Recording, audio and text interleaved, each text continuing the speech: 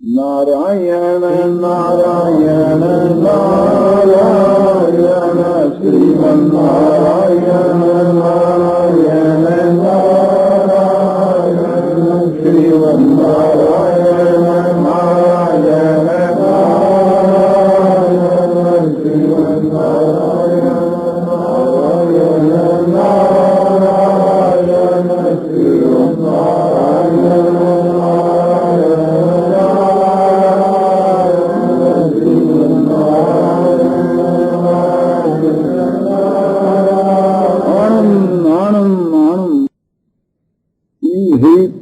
जिते सर्व येषां स्वामे स्थितं मनो निर्दोषं हि समं ब्रह्म तस्मात् ब्रह्मणे ते स्थितः। गीता अध्याय 5 श्लोक 19।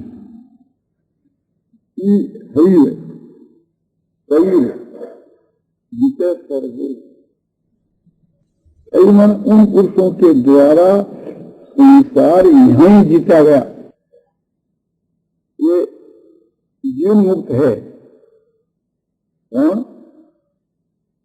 जिनका मन समता में ब्रह्म जैसो सम है, जिसम जैसो समता है, प्रकृति है, ब्रह्म जैसो सम है और निर्दोष है, शुद्ध है। निर्दोष माने दोष से रहित, विकार से रहित, शुद्ध, जिनकी समता में स्थिति है, जिनकी ब्रह्म स्थिति है।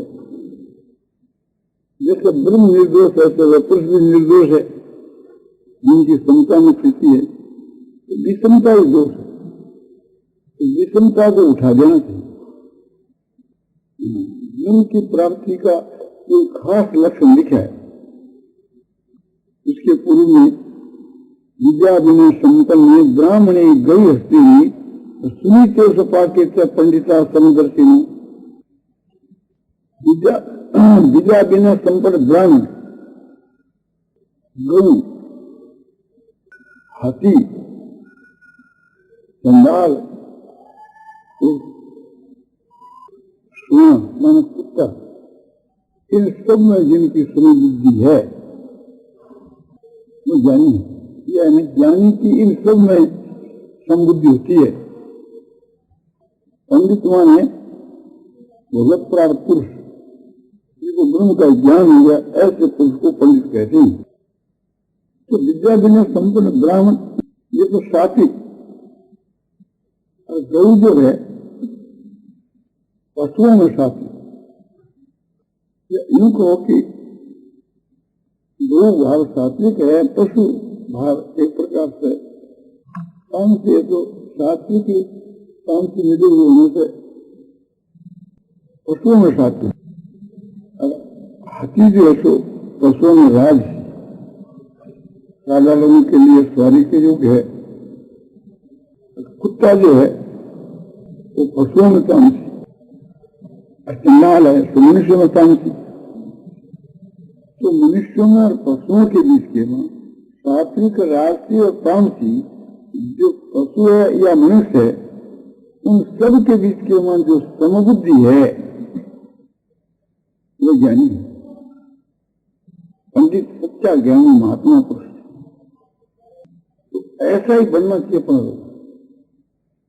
यहाँ पशु में मनुष्य में सब में समता बतलाई। सूरीन मित्रार उदासीन मध्यस्थ देश बंधु साधु सोपी चपाते संबुद्धि विशिष्टते। इनमें जिनकी संबुद्धि है वो विशेष पुरुष है, श्रेष्ठ पुरुष है। तो यहाँ मनुष्य मात्र में समता बतलाई।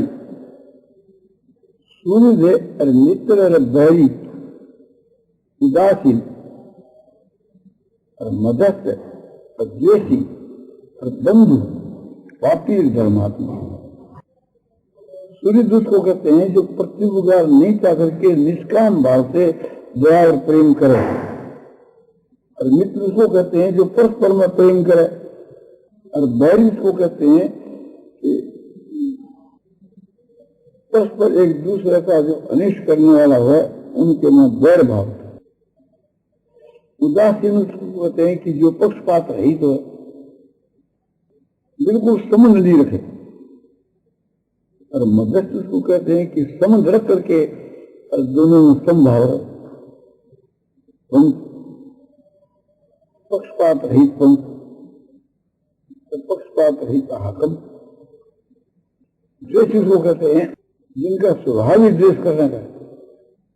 और बंधु अपना कोई कुटुंबी जन, किसी प्रकार का अपना संबंध। साधु माने श्रेष्ठ पुरुष और पापी माने पापात्मा नीच। साधु मतलब धर्मात्मा श्रेष्ठ, पुण्यात्मा पुरुष। इन सब में जिनकी समबुद्धि वो श्रेष्ठ है, इन सब में जिनकी समबुद्धि सब सबल करूँ है, ऐसा ही बनना चाहिए। चीनी की कोई भी मिठाई बने, खिलाना बने, तो आखिर वो चीनी है, उसमें बढ़िया घटिया क्या। सोने के जितने आभूषण है वो सब सोना ही है, चाहे कंठी हो, कड़ा हो, बंगड़ी हो, कुछ भी हो। मिट्टी के जितने बर्तन हैं वो सब मिट्टी है, बुरोया, सिकोरा, हांडी, माट, कुंडा, जो कुछ मिट्टी के बर्तन, आंख में मिट्टी ही है। इस प्रकार परमात्मा का जो स्वरूप है उसमें अच्छा बुरा नहीं है, तो परमात्मा ही है।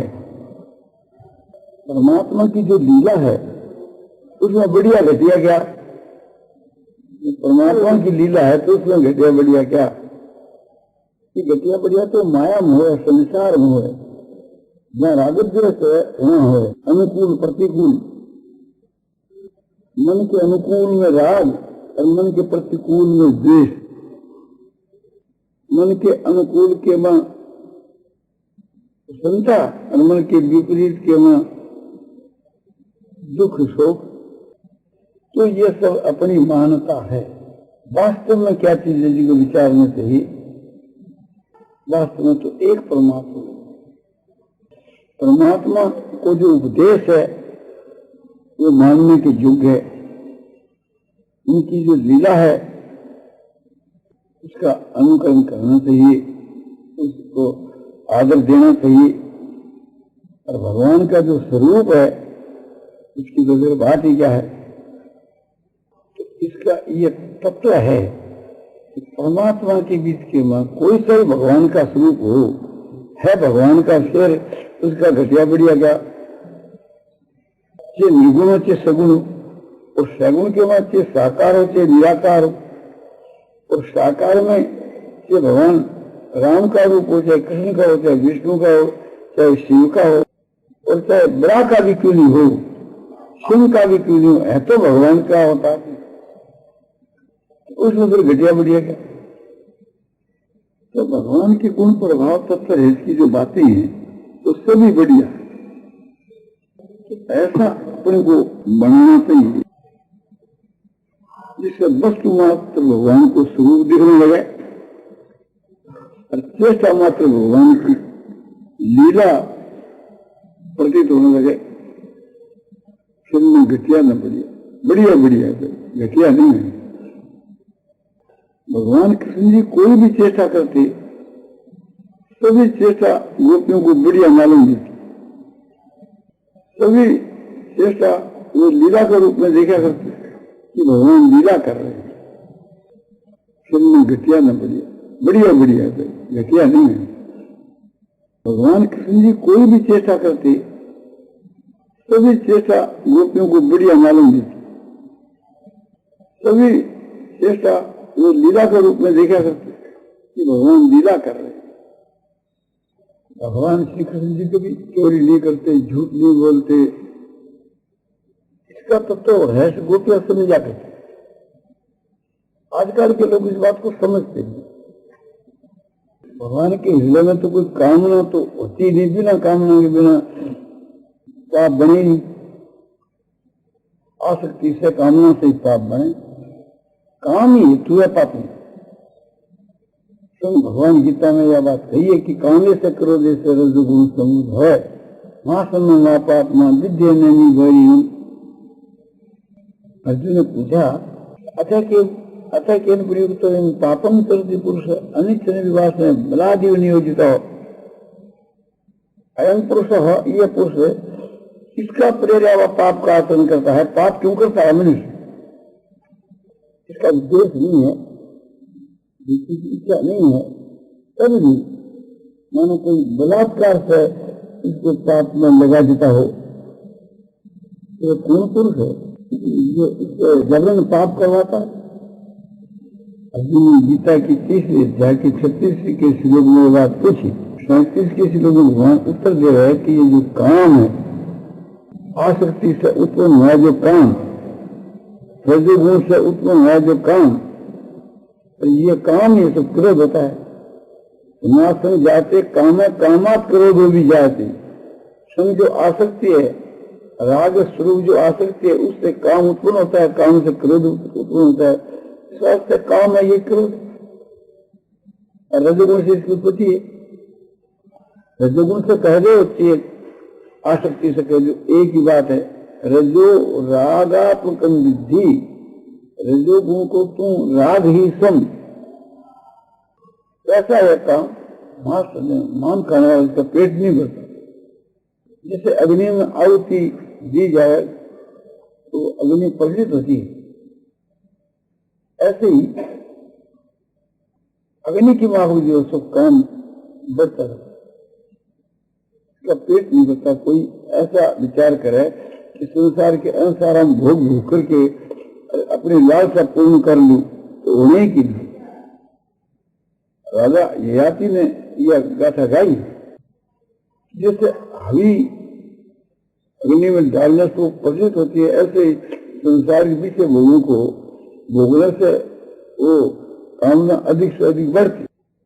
अब इसका त्याग करना चाहिए। और ये काम है सो महापापी है।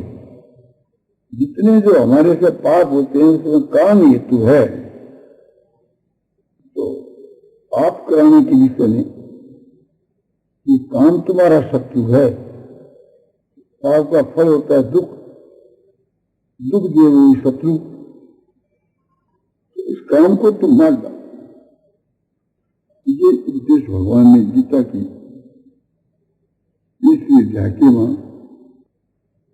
37 के श्लोक से लेकर के अध्याय की समाप्ति पर्यंत ये उपदेश दिया। उनके बीच के में काम नहीं था। भगवान तो पूर्ण काम है, उनमें तो कोई इच्छा कामना है ही नहीं, और है तो एक प्रकार से अपने जो प्रेमी जो भक्त है उनको खुश करने के लिए, उनको आह्लादित करने के लिए, प्रेम बढ़ाने के लिए उनकी चेष्टा है, तो शुद्ध है।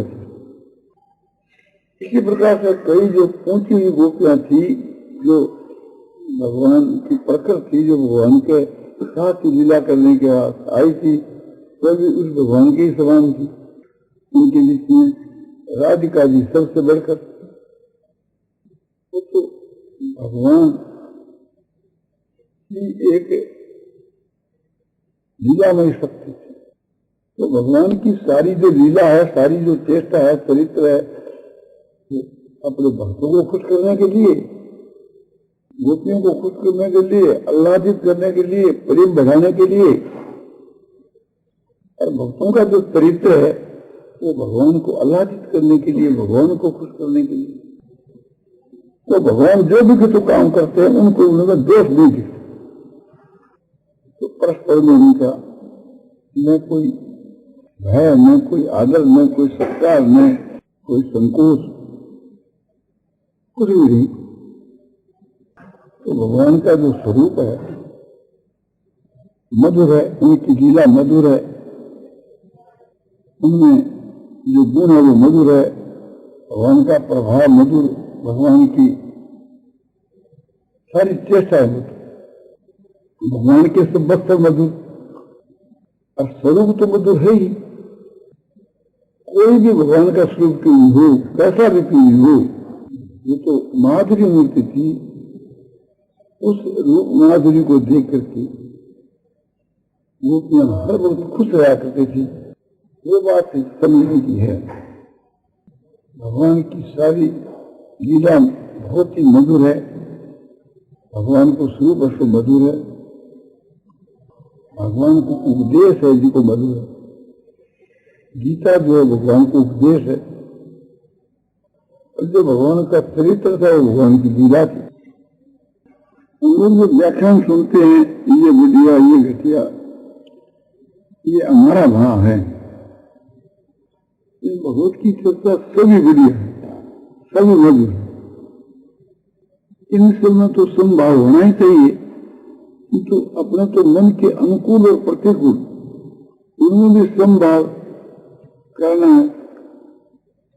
मिट्टी और सोना, इनमें भी समभाव करना है।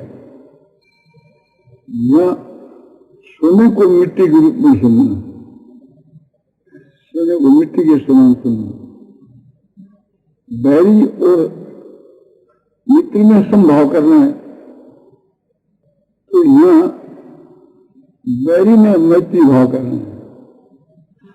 सुख और दुख में सम होना चाहिए, तो यहाँ दुख के में सुख का भाव करना है। सुख तो सुख है, वो तो आनंद है, दुख में भी आनंद बुद्धि करनी है। इसी प्रकार से थी सबके बीच के में समभाव करना। और महात्मा को सर्वत्र देखने से सब में समभाव आप ही जाता है।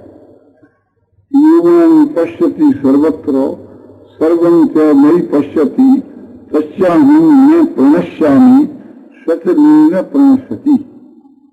सर्वभूत स्थितं यो मां भजति एकत्वमास्थितो सर्वथा वर्तमानोऽपि सयोगी मयि वर्तते।